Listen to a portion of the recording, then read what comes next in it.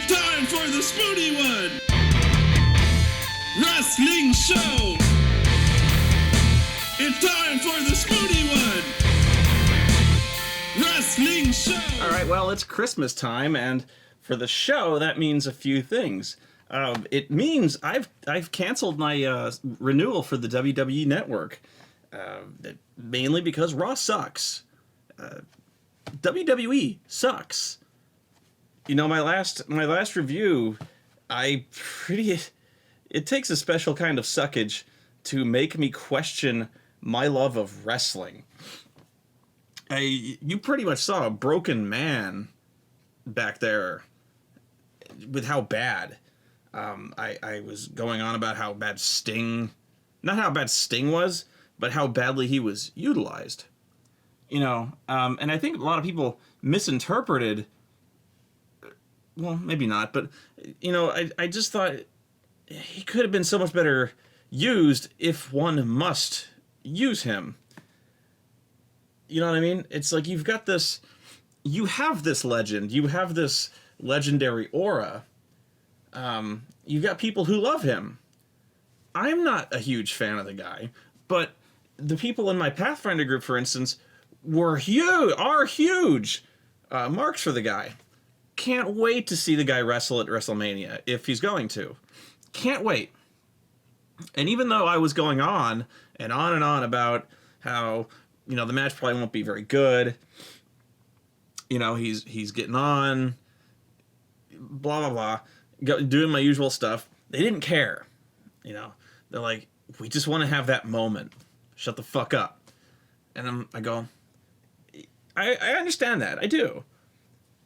But it's the same thing where people, same argument kind of where, you know, I can say I like a movie like Dread, or I can say I like a Red Brown movie or something like that. And they go, well, why do you like that and you don't like other movies that are just as schlocky, or that are, you know, I can point to another shitty Commando movie, you know, or something equally as stupid, and you're like, why do you like that and not like that? You're a hypocrite, you know.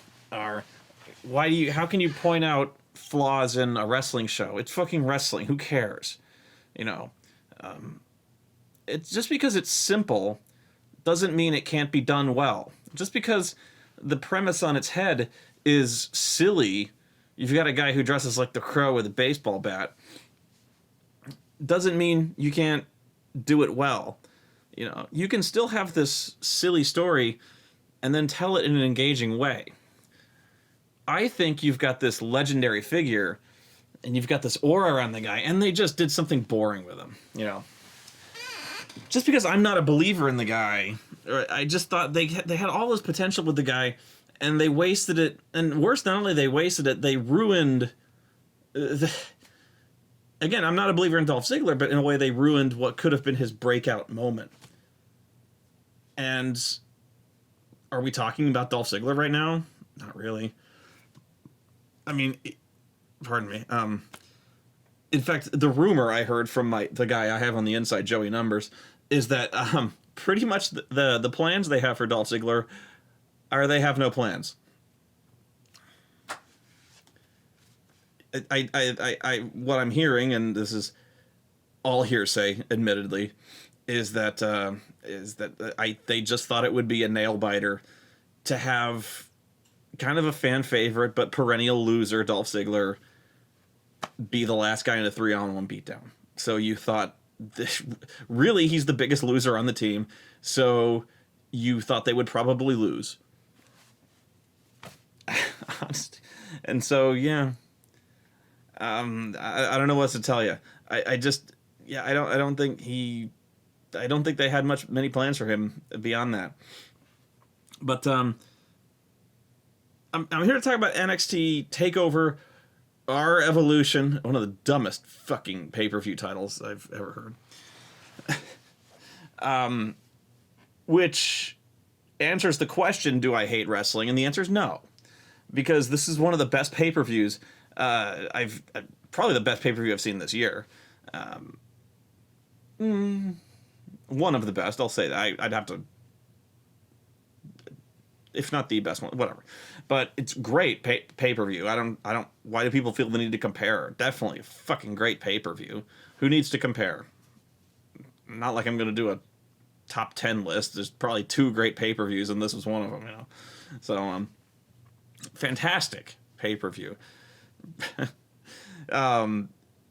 Big smile on my face over this one. So as a way to ring out the end of my WWE Network subscription, that would be a way to do it.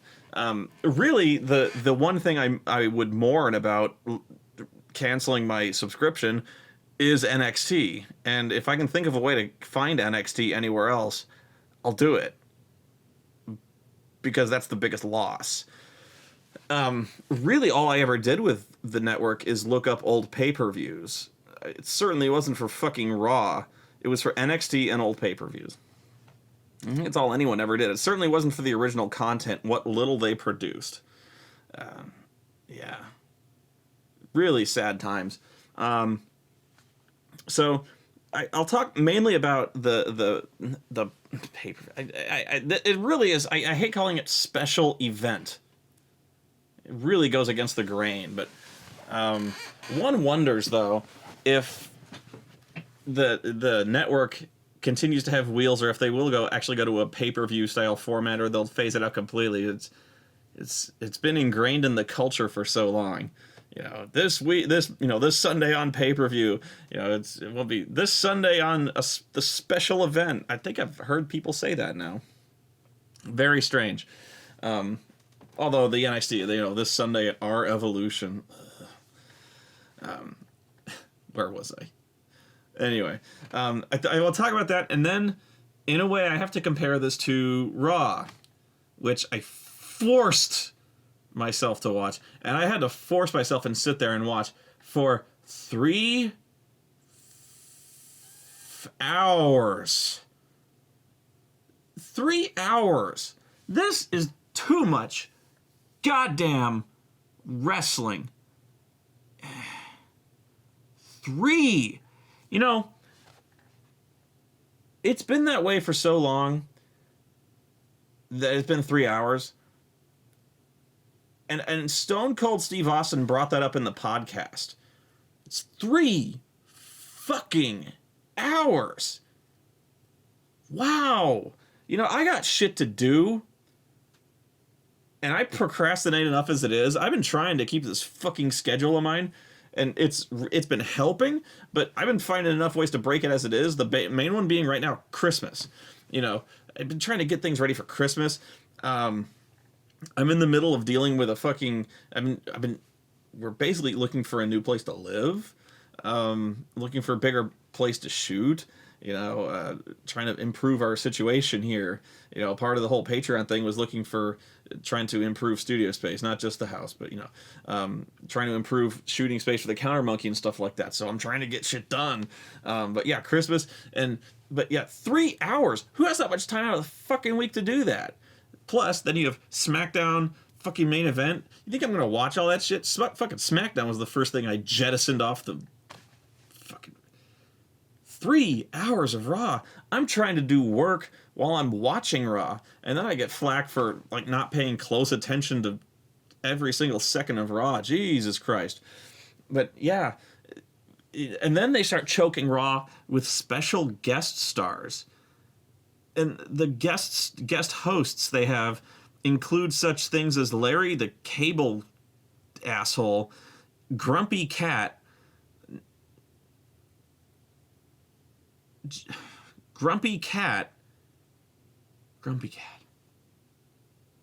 What next? The dramatic squirrel, now that I've said it, it has to be. That would be a better host than fucking Grumpy Cat. Oh my god. It's like they do this. It's almost like they're. It's almost like they're doing this to intentionally drive people away. I couldn't do this. If I was trying to make you stop watching the show, I would do shit like this. My show, if I was in like, okay, guys, watch the next show because I'm gonna have Grumpy Cat all over the fucking place. Watch this next show because I'm gonna have Larry the Cable Guy burst in the door and do a cameo. And the next question you would ask is, what, are you gonna shoot him in the face? And I'd be like, no, he's gonna be doing the show with me. Wow, unsubbed in an instant. And then I gotta watch 3 hours of this asshole? Fuck you. Wow. In this case, it was the Slammies episode. Oh my god, because that's what I need next, is 3 hours of fucking not wrestling and them pushing the app. Because on top of the network, now I need to download a fucking app, watch, fucking pay-per-view was so much better than this shit. But I gotta talk about both, because they actually relate very close to one another. It was so much better than anything else that goes on in the main WWE programming. It makes me sad, you know. It makes me sad because, in a way, it's like this is developmental for WWE. And you watch the disparity between the talent, or I mean, the talent is there on the WWE, you know, the main level roster, but there's still this huge disparity between the talent and the booking and just the way they let those competitors, the wrestlers, just turn loose on NXT. That is just neutered on you know, the WWE side. There's no spontaneity. There's no originality. It's scripted from beginning to end. It feels scripted. It sounds scripted. It is scripted. It sounds so fake. It is so fake. It's so uncool. And the thing is, they're trying to be cool. You know, they're trying to be hip. They're trying to be trendy. They're bringing fucking the fucking cats on there because that's what people is watching on YouTube. The fucking Grumpy Cat. So, like, people tune in to watch that, right? No. And then what's worse is they try to have, you know, the commentators manipulate you and try to make it sound cool by having them do that, by repeating how you should feel. Like, you know, when something funny happens, when they try to do that fucking rolling head laugh that's so fucking fake. So somebody does something stupid, they cut to the commentators. That's the worst thing, is when they cut to the commentators doing their fake laugh. What's worse is when they try to do it like it's the funniest thing they ever saw. So, like, when somebody gets shit dumped all over them, and they have to act like it's, like, you know, Rafflecopters types. But, you know, they can't do it right. Because Michael Cole, he's like, you know, that stupid shit, and you don't buy it for a second. So you got Bradshaw, King, and Cole trying to act like something is the funniest shit ever, and it's, like, the worst. So you're watching, like, Miz and Sandow, when they're doing their stupid shtick, you know, and somebody gets slapped in the face, and then they cut to the fucking table, and they're like, and you're like, and even if you found it funny, even if it was funny, they cut to fucking Michael Cole going, and you're like, it wasn't that funny. And then Cole will tell you, those guys are so funny. And I'm like, I know. So even when it is funny, when Cole finds it funny, it's not funny anymore because Cole found it funny. Fuck you, Cole. You know, and so, like, a New Day, the New Day stable, they like to have fun. They're really fun. I know this because Michael Cole and Jerry Lawler tell us they're fun about 3,000 motherfucking times. They're so much fun. Look at those guys, they're fun. The New Day's fun. Look, they sing and they flip around and shit, and Kofi can fly, and they're so much fun. I love watching the New Day. They're so much fun. And they lost in their first match in about 2.5 fucking minutes. That's the way you debut a team, is you have them beat the guys who beat the Shield in their debut match in about 90 seconds, and then you beat them in about 90 seconds after that to a team that isn't even a regular team from NXT, Oh, Jesus Christ. I don't know what the fuck they're doing. You know, it's nonsensical, it's stupid. NXT is just like this beacon of hope. And then it makes me sad because if anyone from the WWE is watching and realizes that there's good shit going on here and decides to, like, I hope nobody is watching from the office, you know, the main offices, and decides, is like, wow, we need to get these guys up to the main roster. I hope they never do. I hope they never pull any of these guys up from developmental, because they'll fuck it up. If they pull any of these guys from NXT to Raw, that means they're on Raw. And they're dead. So, like, you know, guys like Finn Balor and Sami Zayn, if they get called up to Raw, then they're on Raw. Oh, no. Fuck. Then they're going to get... Wow. Can you imagine how quickly they're going to fuck up Sami Zayn? Can you imagine how quickly they're going to fuck up Finn Balor? And anyone else on fucking Raw? Jesus H. Christ. I keep saying it like that, but man. Think about that. Think about how fast they're going to fuck up Sami Zayn. Sami Zayn's like the best thing they got going on in the entire company right now. Do you really have confidence that they're going to keep any kind of momentum with that guy if they call him up to Raw? I don't. The best thing, they need to keep him. Man, that's such a scary thing to contemplate, is them bringing him up to the main roster. Wow.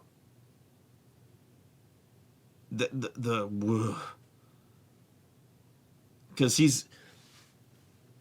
he's one of them unconventional types. You know, he doesn't have the look.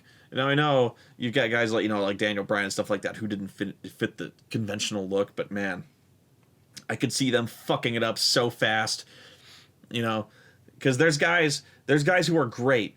You know, there's guys they've called up who are not just as great, but like there's guys they've called up who are so great and they fucked it up. Yeah, you know what I mean. You know what I'm talking about. They job him out like crazy. Case in point is Charlotte Flair. You know, Charlotte fucking Flair, the NXT Women's Champion. This sent me around the fucking moon. They bring her on Raw to promote the special event, to promote the pay-per-view. They put her in a match against Natalya, who I don't even know if she's on NXT. She shows up there, but I don't know if she wrestles. I don't think so. So I think technically she's just a manager on NXT and she wrestles on Raw. So they put her in a match against Natty. Charlotte, NXT Women's Champion. And Charlotte loses clean in 3 minutes. Give or take. Charlotte just loses in a short match. That's it.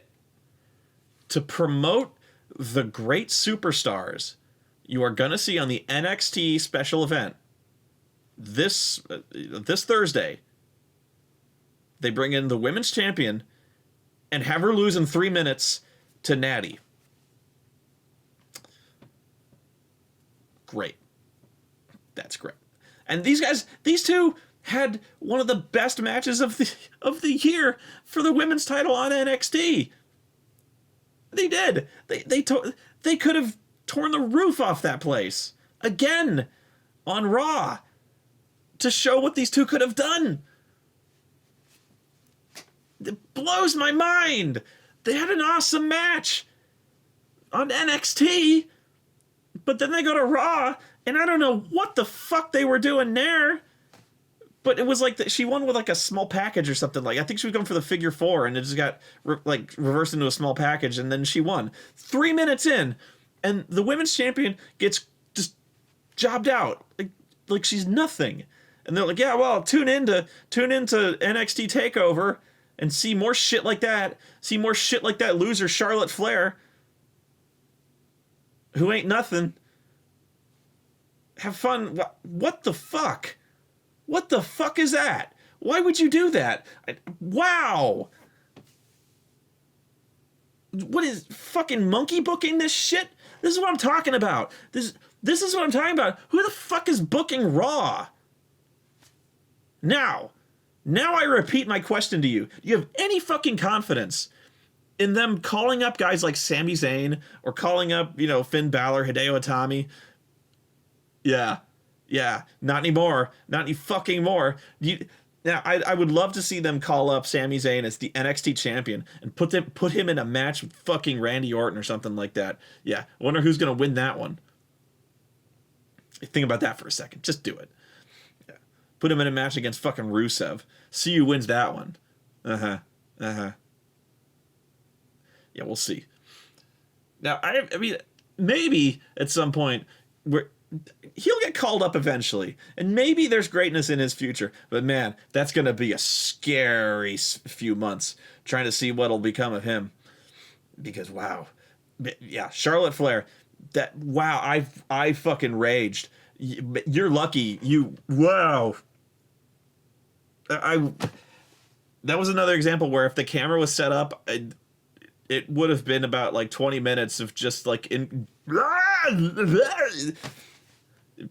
probably would have gone viral. No, just incoherent glossolalia of swearing. I would have made up the most vile. It wouldn't have even been good swear words. It would have just been half finished. I say this. I stall on saying this about NXT Takeover because the contrast between this and Takeover is so key. You have to understand how dire the situation is on Raw. And it's not just because, I'm not saying that because this was just a competent show, that it was like a beacon, it was like a beacon of light in comparison. No, this was a great show that just humiliates everything that's happened on the main roster for months in the past. Worse, in light of the Slammies, in light of the matches of the year that they just finished announcing and gave a Slammy to, they proceed to put on a number of matches that eclipsed virtually every single one of those matches. Adrian Neville and Sami Zayn pretty much destroyed every single match on that list. Yeah. So let me talk about that one. The Slammies. I don't know. I don't know if the Slammies were chosen by fan vote. I think so. But I don't know if they actually followed the fan vote, or if it was one of those things where like, oh yeah, you can vote, and they just chose whoever it was because it seemed booked. The winners seemed booked because otherwise, Ziggler came out and talked about his win and shit like that. But that was another thing I talked about. So yeah, the match of the year came down to Shield versus Evolution 1. Bray Wyatt and John Cena Last Man Standing, which was a really good match, but it wasn't even the best Bray Wyatt match. Bray Wyatt versus Daniel Bryan was way better than that. Way better. And there was nothing wrong with the John Cena match. That was a really good match. But the Daniel Bryan Bray Wyatt was a way better match. It's telling I can't remember the other matches. They were all fine. Nope, that wasn't it. But then there was the Survivor Series match, Team Cena versus Team Authority. Oh, the WrestleMania match. It was a really good match. And then there was the Survivor Series match, and that won. Okay, first off, all of the previous matches were better than that one. Second, if that was up to fan voting and they followed the fan voting, a few things. One, fuck you, fans. Two, if that was it, if that was it, that was pure fanboyism. That was pure Dolph Ziggler fanboyism. And again, fuck you. Every single one of those previous matches was better. Evolution versus Shield was provably better. Watch that match again. Fuck you again, and you know it in your fucking hearts. Wow, you have the memory of fucking goldfish if you really believe that. And that is not because I'm not a fan of Dolph Ziggler. That is so not true. You can argue the other matches as much as you want. Fucking Shield versus Evolution was so much better than that. But you know what? That don't even matter. Because fucking Sami Zayn and Adrian Neville was better than pretty much all those other ones. Again, you could argue Shield and Evolution against that one, but I don't care. Yeah. And again, I would argue the only other match I would argue against that was other NXT title matches, because they were all fucking great. NXT has been great all fucking year. It really has been the best promotion, so to speak, to watch this year. You know, if you know, I'm gushing for a reason. It is that fucking good.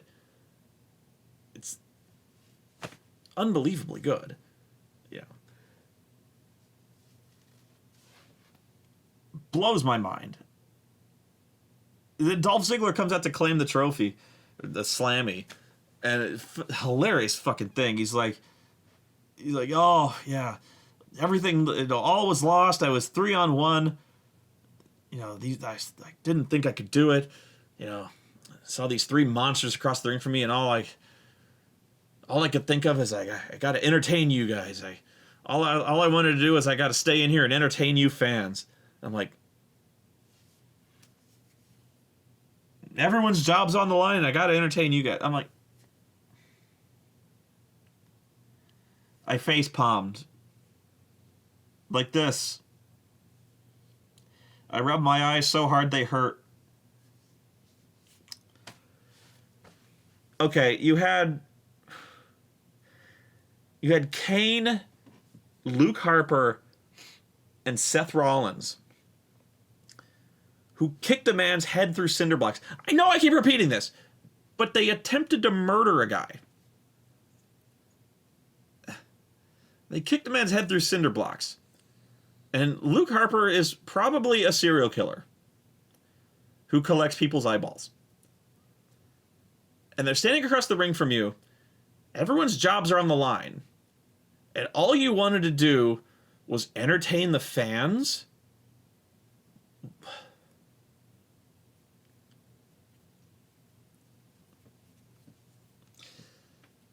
I hate this.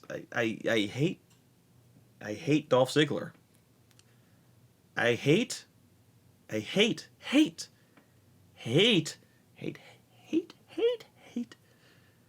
I will build a monument to hate. I hate.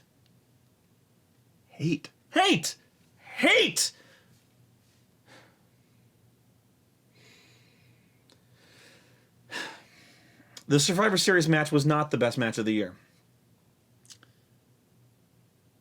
No. Nor was Chris Jericho diving off the cage the oh my god moment of the year. I think that was the award by any... Okay, so, again, a man getting his head kicked through fucking cinder blocks. That wasn't as extreme. That wasn't as shocking as a man diving off a cage onto people. Now, don't get me wrong. Diving off a cage is fucking unbelievably daring and suicidal and crazy.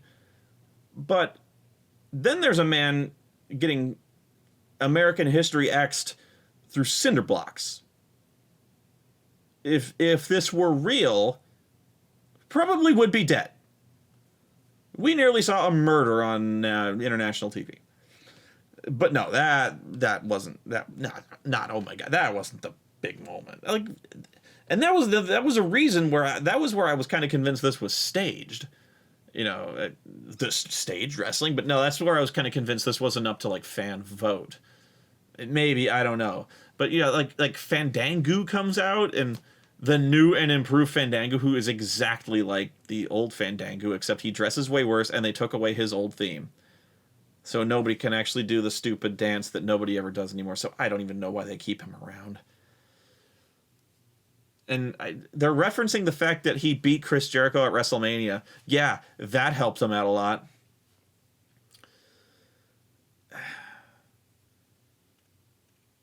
And that beat out Brock Lesnar almost murdering John Cena with suplexes, like 17 German suplexes, in a moment that was unlike anything that had ever happened in a WWE title match ever. Seriously, that never happened before. Probably will never happen since. Never happen again. Now, in hindsight, it meant absolutely nothing. But in terms of an isolated moment, yeah, that was a legit oh my god moment. Yeah, looking back on, yeah, it means less than nothing. I know I said I was going to talk about the pay-per-view, but still, I got to talk about Raw, because fuck. Again, the contrast is key. And actually, this does... Okay, the last thing I want to say about this one was Dean Ambrose. You notice Dean Ambrose... It's not even Ziggler so much anymore. It's Dean Ambrose that is really getting on my tits. But the thing is, in this case, it's not Dean Ambrose's fault. The character, yeah. So, anyway, on SmackDown, which I had to go look this up because I don't watch fucking SmackDown. Like, I need another 2 hours of this shit in my life. So, on Raw, the last Raw, they're doing I believe it's a TLC match with Bray Wyatt and Dean Ambrose. So, Bray Wyatt's cutting his ridiculous promo, and I figured it out. I figured out what makes Bray Wyatt work and what doesn't make him work. Because sometimes Bray Wyatt is amazingly good, and sometimes you just tune him out. You're like, this is so boring. I don't care what you have to say. I don't care. And you just like, what the fuck? Just go away. I figured out why. I figured out what makes him cross that line. It's because he's great when he's just the crazy, I'm the devourer of worlds, I'm the crazy cult man. What makes him annoying as piss is when he's trying to make other people cross into the dark side. Which is what he's been doing to John Cena, and which is what he's been trying to do with Dean Ambrose. We don't care. We care less now than ever. Because Dean Ambrose is already on the dark side. He's like an anti-hero. He's already out of his fucking mind. It's like you're trying to convince Darth Vader to go to the dark side. He's like, I'm already there. I'm as evil as shit. As evil as one can be in Dean Ambrose's case. I mean, what do you want him to do? Move up to A1 sauce? Throw relish at people? I can't think of... Tartar sauce? I mean, Jesus... You could step up to mayonnaise or something like that. Oh my god, he could do Tabasco sauce. That could fucking kill. If you put Tabasco sauce in squeeze bottles, jeez, wow. If he really wanted to go there, he could use like that sriracha sauce. That comes in squeeze bottles, doesn't it? Wow, hadn't even thought of that. Man, he could really wield the dark side of condiments. That's something to consider. Yeah. But, yeah, so when it's just like him being fucking kooky and crazy and stuff like that, you're really into it. He's doing his fucking crazy cult leader stuff, which is why early on with the John Cena thing, it was just him being nutty and talking about how John was past his prime. He's going to put John out of his misery. That was pretty cool. Then it was about him, turning him to the dark side. I'm going to turn you heel, John. And you're like, oh, Jesus, this never works. That was why. So him and Dean Ambrose are going to have a ladder match, TLC match. And they do this thing where now all of a sudden Dean Ambrose smashes the rocking chair, which now they've decided is like sacred to Bray Wyatt. because we wanted to do a thing where somebody finally gets into Bray Wyatt's head. Okay. You know, actually, I'm kind of behind that. But now they're just making this shit up where, like, the chair was Sister Abigail's. Again, okay. But now we're picturing a world where, like, I have to imagine a world now where Bray Wyatt is driving cross-country with the fucking rocking chair in the back of a truck or something. And now I'm imagining way too much about this stupid wrestling world. Or does he, like, does he fly in a plane? I'm like, just, guys, it's a rocking chair. I know. But on SmackDown, they do a thing where, you know, Bray Wyatt is fucking furious now. And so he attacks Dean Ambrose, puts a chair against... I've seen this spot before, but this is usually like a retirement spot when they're going to retire a wrestler. They put the chair against his throat, and then they slam the chair against the floor, so the chair, like, will crush his throat. So he slams Dean Ambrose's the throat into the chair against the floor. You know, Dean Ambrose goes down, like, clutching his throat, you know, and they stretch him out of there. And so he's completely injured. We think he's dead. So, I go to WWE.com because they're talking like the match is off, you know. So, and I always like to do that anyway whenever they do an injury angle, you know. So they post an injury update on the pay-per-view from, I can't remember the doctor, but it's where I should know the name because he's the same doctor. I think he's the same doctor who treated CM Punk's MRSA, Dr. Nick, probably. So they said he had severe contusions to the front of his neck and a crushed trachea. That's what he said. Said he had a crushed trachea. And crushed trachea. Now, I'm no doctor. I play one on the internet. But correct me if I'm wrong. A crushed trachea is sort of lethal, isn't it? That's the sort of thing where, like, you sort of have to have, like, your throat, like, cut open and a hose put in there because your trachea has been crushed.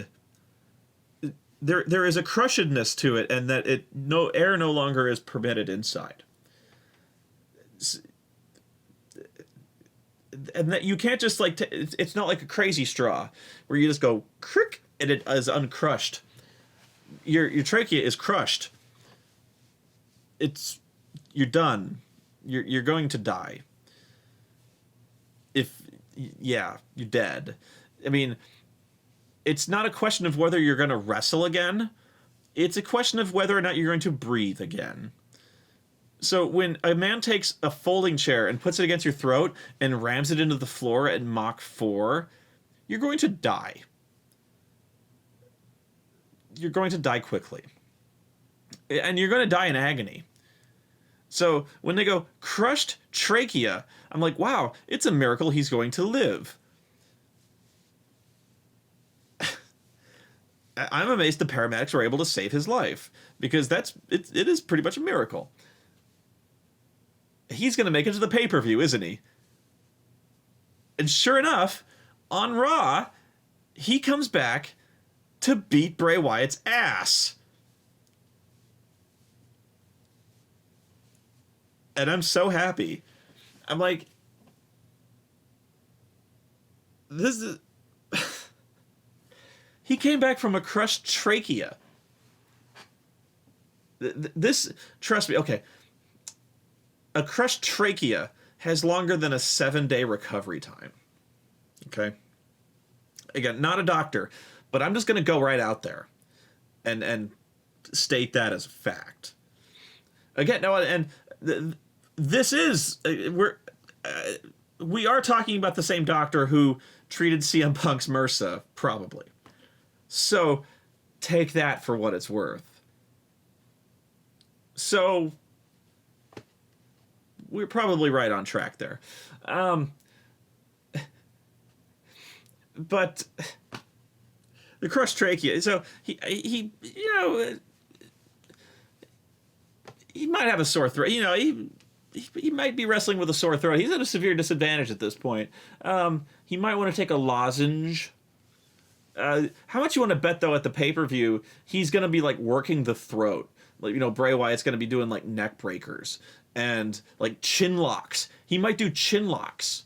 I'm serious. Really. He's going to be working the trachea to get Dean Ambrose to submit. I'm not even joking. You're gonna hear the commentators saying, like, he's going to be working the crushed trachea to recrush his trachea, or as JR would say, larynx. Oh my god, this is gonna be so great. So, I don't know if that's better or worse. Probably, you know what? It's worse. I didn't think anyone could no sell John Cena's recovery from Brock Lesnar's beating at the hands of Brock Lesnar.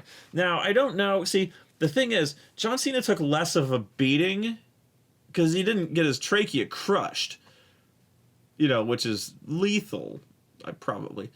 But on the other hand, John Cena did come back allegedly even stronger after a week to kill men on the same level as Brock Lesnar. You know, so, you know, as in he could suplex people and basically destroy them on the same level as Brock Lesnar. So there is the returned with renewed vigor. I don't know if Dean Ambrose can do that. But, you know, basically we have proven that Dean Ambrose is in the Weapon X program, or at least has a mutant healing factor, which is quite remarkable. So there is that. Now, one of the last pay-per-views I watched on the network was Great American Bash '09, I think, wherein I saw John Cena no-sell Death itself. There was a parking lot brawl between JBL and John Cena, where I saw John Cena get hit by a car, thrown inside it, where Bradshaw proceeded to douse the car in gasoline, which was then, he lit the car on fire, which was then engulfed by flame for about 20-25 seconds before they put it out. John Cena emerges from the car, pissed off. He's just like, motherfucker, and like you couldn't even pretend to be like coughing. Like, that should have, like, in the car he was probably like entirely, in real life he'd probably be safe, but like from a cinematic standpoint, you just no-sold that? Like, nothing? Really? Yeah. The only other thing I saw anything remotely like that was when Triple H got stuck in a car and they picked him up with this gigantic industrial forklift and like dropped it on the top of his head. And then he showed up, I think, next week, and he was perfectly fine. Like that, no man on earth could have survived that. I think Kane got pushed into a flaming dumpster, and he showed up perfectly fine. Anyway. So yeah, Dean Ambrose essentially has no-sold a crushed trachea. He might, like I said, he might have a sore throat. As long as he takes a Ricola, he'll probably be okay. But yeah, it's kind of infuriating. But what my point is, it's another part of the problem with WWE is that there's no perspective anymore with what is with what matters. Like, okay, let's go to Dolph Ziggler. I'm not picking on Dolph Ziggler. Dolph Ziggler was World Heavyweight Champion, believe it or not. He was. I know. But if you don't remember it, I don't blame you. But the reason I don't blame you is because it was for a very short period of time. And the reason for that was because he got injured. And the injury was because of a concussion. And the reason he got concussed is because he wrestles for shit. No, he bumps like a madman. And because he bumped like a madman, he got a concussion. But that was a long time ago. He's gotten better since then. He really has. But he got a concussion. It was very bad. And he wasn't going to be able to compete for a while. Therefore, he had to lose the World Heavyweight Championship to vacant. And that was that. He never got it back. I believe that was a Money in the Bank thing. So Because of the concussion, he lost the title. So what you're telling me is that Dolph loses the title to a concussion, but and he's out for months. But Dean Ambrose, well, he gets a crushed trachea, which would kill lesser men, but he's back in 7 days. Therefore, like, what? Dolph Ziggler, what a pussy Dolph Ziggler is. A concussion. Walk it off, Dolph. Like, there's degrees of concussions, but Jesus Christ. Like, what, were you in a plane crash, Dolph? Come on, man. You know, you want to wrestle in a fucking helmet or what? I think they even showed us the bump where it took place. It wasn't that bad, Dolph. You know, Dean Ambrose gets his head kicked through cinder blocks. He's back in a month or two or something like that. It's like 4 or 5 weeks. Come on, Dolph. That was a really tense couple of months, I think, where they were keeping us posted on Dolph's impact tests, the concussion tests, where he wasn't passing them for a long time. Yeah, because people were worried that he wasn't going to be able to pass them. He was having problems for a while. Kind of tense, you know, and I wasn't taking any joy in it. Trust me, I don't want to see anyone get hurt. I've heard people like legitimately wish harm on John Cena. They're like, I'm so sick of John Cena. I hope he gets hurt so it makes room for new people. I'm like, don't ever do that. Don't ever wish harm on anybody. You know, that's horrible. You know, you can wish maybe he might retire or something like that, or at least maybe, you know, maybe move aside or something like that. But don't ever wish somebody gets hurt. That's just horrible. My stance was always, they better hope he doesn't get hurt, because they haven't built anyone up. That's the risk they run, is if he gets hurt, they're gonna have problems. But yeah, the injury thing, we don't know what matters anymore. So when we're told somebody has a concussion, we're like, is that bad? You know, Dean Ambrose got a crushed trachea, and he's back in 7 days. You know, John Cena got suplexed 17 times, and he got stretchered out. I don't know if he got stretchered out, but that was one of the worst beatings we ever saw him take. John Cena got trapped in a flaming car, and he walked out of it, and it just pissed him off. You know, it's a comic book. You know, what counts? I don't know. None of us know. So it's impossible to care. It's not that we don't know it's fake, but we don't know what the perspective is. So when Daniel Bryan gets tombstoned like 5 times, twice on steel steps, twice on the outside mat, once on the fucking table, he was back within like a week, 2 weeks. But then a week later, he announced he had like a bad shoulder, and then he couldn't defend the title. We're like, I don't know. None of us know what's going on. You know, none of us know what matters, what doesn't matter. You know, so, and, okay, so now let me go to the pay-per-view, finally. Sorry, but this does tie into things. And actually, I took notes in my little black book of conquests. Because after the first match, let me back up. Let me go forward, then back up. They had a new commentator on the announce team, Corey Graves, who I will admit, I don't know much about Corey Graves. I know he is a wrestler, but I don't remember any of his matches. I'm so sorry, Corey. But Corey Graves is on the announce team. And just after Kevin Steen's match, the debuting Kevin Steen as Kevin Owens, they go to the announce desk, where there's the 3 announcers, and Corey Graves says that the doctors have advised him, due to he's had a number of concussion problems, and the doctors have advised him it's time to hang up his boots and stop wrestling.